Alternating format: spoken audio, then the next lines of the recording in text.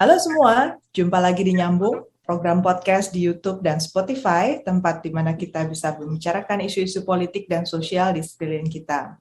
Bersama saya, Dina Praptora Harja, dan co-host saya, Nadila Amani. Apa sih yang paling penting? Justru bagi saya 5M yang paling penting. Itu vaksinasi yang paling murah, meriah, yang masyarakat anggap remeh, yang pemerintah pun kurang tegas, jujur aja dalam hal ini ya. Jadi Ya. PPKM diperpanjang, ya percuma juga kalau nggak dikerasin gitu ininya penegakan 5M itu. Ya, jadi masyarakat nggak dapat makan, kasus naik terus kok, ya nggak? Jadi Ya, ya. vaksin, ya lihat aja Pak Fauzi Bowo yang dapat Pfizer di Jerman juga kena gitu, kita lihat di berita gitu ya. Kemudian beberapa pejabat di luar negeri juga walaupun suntik yang lain yang canggih-canggih itu juga tetap aja kena kan, mereka sudah dengan PD-nya membuka masker. Kemudian Piala Eropa lah, mau Olimpiade Jepang kena semua lagi, naik lagi kasusnya sekarang, Ya. bayangin. Ya Singapura yang awalnya bilang kita anggap aja flu biasa, tahu-tahu sekarang lockdown lagi. Hanya gara-gara kemarin saya ikut update dari National University of Singapore, yang webinar kemarin tuh lucu kan, bukan lucu sih, miris juga. Singapura dengan negara yang seketat itu ya, bayangin itu tiba-tiba ada wanita penghibur masuk dari Vietnam gitu. Nah, Akhirnya sekarang laki-laki yang berhubungan dengan wanita itu pada takut ketahuan sama istrinya, padahal mereka udah nularin istrinya juga karena COVID istrinya semuanya. Jadi hanya gara-gara satu wanita penghibur datang ilegal, bayangin, ke Singapura yang sekitar itu. Jadi makanya saya bilang 5M itu yang terpenting sih sebenarnya gitu. Dan kalau soal efek samping harusnya sudah ada obatnya. Dan kalau memang ada yang tidak terhindari ya, jadi memang ada kasus yang sangat fatal sampai meninggal, itu memang sulit banget dihindari. Tadi saya udah bilang, karena memang sebenarnya kalau paling bagus personalized medicine. Tetapi apakah benar gitu ya, personalized medicine ini juga bisa dilakukan secara cepat dan murah? Kan permasalahannya itu gitu. Dan efektif juga kita belum tahu juga gitu ya. Jadi memang akhirnya kita terima resiko itu ya, karena obat itu kan pasti ada efek ya Bu Dina ya dan Bu Nadila ya. Jadi ya. memang saya selalu bilang, makanya kalau dihukum itu kenapa sih dokter pada kebal hukum katanya gitu kan. Sebenarnya sih bukan kebal hukum ya, buktinya kalau ada dokter yang korupsi, apa yang kemarin yang ikut juga dalam konspirasi untuk melindungi koruptor itu, ID pun nggak mau bela kok gitu ya kan, di penjara kok dokternya. Jadi tapi kenapa dokternya susah dijerat hukum kalau kasus kelalaian misalkan? Karena tadi saya bilang, karena sebenarnya dokter itu perikatan hukumnya tuh melakukan yang terbaik. Jadi bukan hasil. Jadi bukan, istilahnya kalau di bahasa Belanda hukum itu bukan resultat verbentenis, tetapi inspanning verbentenis. Jadi makanya dokter nggak boleh menyajikan pasti sembuh gitu kan, pasti nggak kena lagi COVID gitu. Nggak mungkin, nggak mungkin. Sama dengan tes PCR juga sama ya. Jadi dia punya inak persentase inakurasinya, tidak akuratnya gitu. Jadi makanya jangan juga santai-santai aja kalau misalnya antigennya negatif atau PCR negatif itu belum tentu loh. Jadi makanya saya selalu bilang jujur ke diri saya sendiri. Malah saya pun tes PCR saya nggak gitu ini. Jadi kalau saya ada gejala saya langsung isolasi Bu Dina sama Bu Nadila. Dan pasti 5M gitu. Jadi 5M, kalaupun lagi tidak beruntung ada gejala, langsung saya isolasi 2 minggu diri saya. Saya nggak perlu nyolok-nyolok hidung saya gitu, nggak perlu. Saya langsung aja anggap kena gitu ya, daripada saya ngandelin tes yang juga belum tentu benar gitu. Memang Ya. tes memang perlu, tapi maksud saya nggak bisa diandalkan 100%. Jadi kalau ada gejala itu malah kan guru-guru saya di kedokteran dari dulu selalu mendoktrin kami. Apalagi Bapak Ilmu Kedokteran Hippocrates. Selalu yang kalian obatin itu bukan hasil lab. Ya. Yang kalian obatin itu manusia. Jadi lihat gejalanya. Gitu. Kira-kira begitu, Bu Dina dan Bu Nadila. 5M yang penting. Jadi ini flu, tapi salah kalau masyarakat melihat ini flu biasa ya. Itu Iya, yang penting mungkin. Jadi karena betul. orang selalu berpikir, oh flu, just another flu gitu. Padahal Iya, ini flu yang ujungnya fatal gitu. Bagi sebagian orang betul. bisa Bagi sangat-sangat sebagian orang. fatal. Betul, Mm-mm. betul. Jadi memang 80% memang dia aman-aman aja, nggak ada gejala gitu. Dan persentase kematian kalau dihitung-hitung ya 3-5%. Tapi 3-5% kalau dikaliin penduduk Indonesia atau penduduk dunia kan besar, gitu kan. Dan kalau misalkan ada yang bilang, oh saya kan fitness gitu kan, oh banyak pasien saya yang juga fitness gitu, tapi meninggal pun ada kok gitu. Jadi maksud saya kadang dia ini bukan hanya terkait, ini juga yang penting. Memang imun itu penting. Tetapi ternyata virus ini juga dia ada faktor genetik, Bu Dina dan Bu Nadila. Jadi Ada orang yang sehat, nggak ada diabetes, nggak ada darah tinggi, kok bisa meninggal karena ternyata gen dia sama gen virus ini cocok gitu. Cocok. Sehingga virusnya masuk melenggang aja gitu. Jadi dia kayak anak kunci sama lubang kunci gitu loh. Ya. Jadi rambut di rambutannya itu nempel dengan enaknya gitu. Kalau gennya cocok, walaupun kitanya imunnya bagus. Nah ini yang kita nggak bisa berjudi istilahnya ya. Kita nggak bisa gambling, kita nggak tahu. Bahkan Bu Dina dan Bu Nadila, dia kan bermutasi terus. Jadi bisa aja tahun kemarin kita kena yang versi Wuhan gitu ya, yang versi Cina yang pertama, versi Alpha gitu, nggak apa-apa gitu kan. Tapi gilirannya versi Delta nih, yang India, atau versi yang lain lagi nanti, yang ada kapal apa nanti, itu bisa aja beda gitu kan. Jadi kita nggak bisa gambling. Jadi kalau ditanya, apakah perlu kita takut? Nggak juga. Tapi waspada wajib. Kenapa? Dalam hasil penelitian, ya sebelum pandemi pun, pasien yang waspada, yang agak sedikit parno, itu malah lebih panjang umurnya.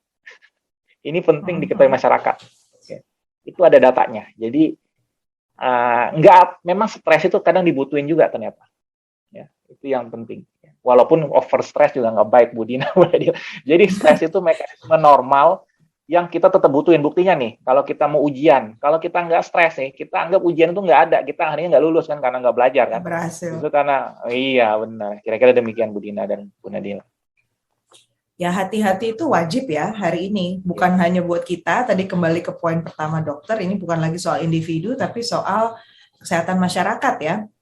Karena dampaknya tadi salah satu yang belum disebut adalah kolapsnya sistem kesehatan ya. Kalau kita sendiri mungkin nggak apa-apa, tapi untuk orang yang jadi tenaga kesehatan, untuk orang-orang yang tidak punya akses ke fasilitas kesehatan, itu dosa masyarakatnya gitu ya kalau kita nggak menjaga 5M tadi. Jadi sebenarnya kalau sampai kita nggak punya akses vaksin, kita cari vaksin gratis itu belum dapat, yang penting 5M itu ya dok ya, dijaga betul ya. Betul. Dan makanya yang penting mungkin saya kritisi ya, walaupun tadi saya sangat hargai pemerintahan Pak Jokowi ya, dan saya juga sebenarnya nggak setuju kemarin demo-demo kan, bahkan isu ini dipakai untuk dipolitisir ya, untuk nurunin Pak Jokowi atau apa gitu ya. Bukan karena saya pendukung Pak Jokowi, tapi saya ingin menggarisbawahi yang ingin saya kritisi dari pemerintah tadi terkait 5M adalah pemerintah tidak segera menutup penerbangan, Bu Dina. Nah ini yang kita agak kesel gitu loh. Jujur aja saya sebagai dokter kesel banget. Karena pernah waktu awal COVID ya saya nanganin pasien, itu pasien nggak jujur ke saya dia baru dari luar negeri. Saya taunya dari tetangganya gitu, bayangin.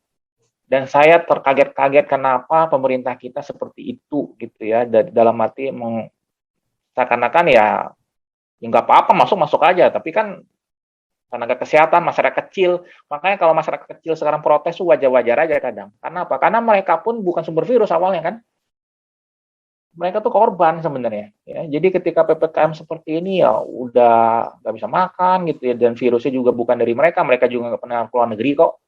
Jujur aja yang nularin kan yang sering bolak-balik ke luar negeri gitu kan. Nah, ini yang jadi pertanyaan. Udah gitu, anggaplah misalkan memang kita izinin mereka masuk yang dari luar negeri itu. Misalkan yang dari India kemarin. Tapi diawasin nggak petugas kita? Nyatanya kemarin kan petugasnya aja dalam bikin skandal gitu ya. Jadi nggak dikarantina, bayar 6 juta, melenggang masuk ke Indonesia. Bayangkan. Belum lagi yang kemarin dari Kimia Farma ya, BUMN, kok bisa-bisanya gitu nggak bisa ngawasi anak buahnya yang pakai swab antigen bekas berkali-kali, bayangin. Jadi itu BUMN loh, ya, pekerja BUMN loh. Jadi makanya saya bilang hal-hal seperti inilah yang justru moral hazard ini bangsa ini sangat mengerikan Bu Dina. Jadi memang coronavirus ini menjadi alat tes bagi saya. Jadi karena saya juga orang filsafat gitu ya, kita sering ngomong juga. Salah satunya rekan saya Pak Jenah yang baru meninggal juga gara-gara COVID. Ya, beliau tuh selalu memandang dari sisi filsafat. Jadi salah satunya begini loh, kita tuh jadi mikir gitu ya. Maksudnya coronavirus ini kalau bagi bumi nih, mungkin coronavirusnya obat karena virusnya manusia gitu.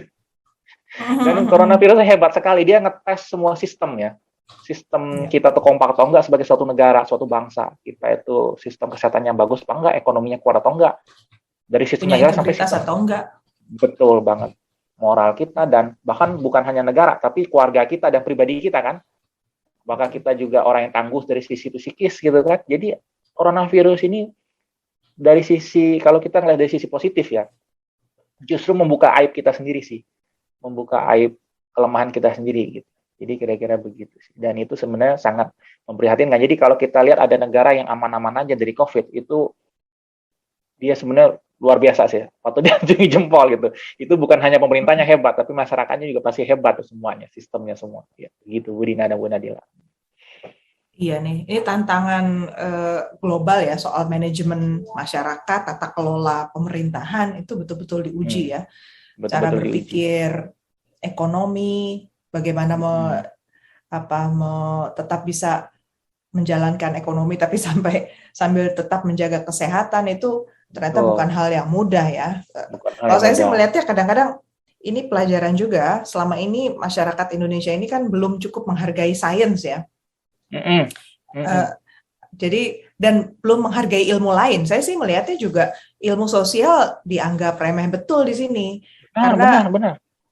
Nah, karena itulah makanya tadi serba semua harus dipaksakan, serba semua harus padahal masalah persuasi, komunikasi publik, kemudian sosiologis masyarakat itu kan memang beda-beda ya. Tadi dokter sempat mengandaikan bahwa ada yang merasa sebagai korban sebenarnya karena mereka sehari-hari dari kemarin nggak pernah kemana-mana, mereka juga tidak pernah bermasalah selalu pakai masker, tapi kok ya tetap kena gitu kan? Itu kan akibat dari kegiatan masyarakat lain yang abai. Nah, gimana kita membangun satu kesadaran bersama itu ya? Jadi masalah sosial sebenarnya, bukan cuma medis ya dok ya? Betul banget. Jadi makanya kebetulan kami kan tim yang mengampu ilmu sosial ya di kedokteran ya.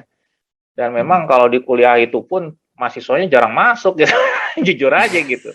Saya bilang begini, wah kalian mungkin sekarang sukanya ilmu jantung, paru ya, tapi kalian tahu nggak nanti kalau udah di dunia kerja nih saya bilang, yang kalian hadapi itu pasiennya nggak dengerin nasihat kalian. Nah, kalau udah begitu, saya bilang, amblas semuanya ilmu jantung kalian itu semua.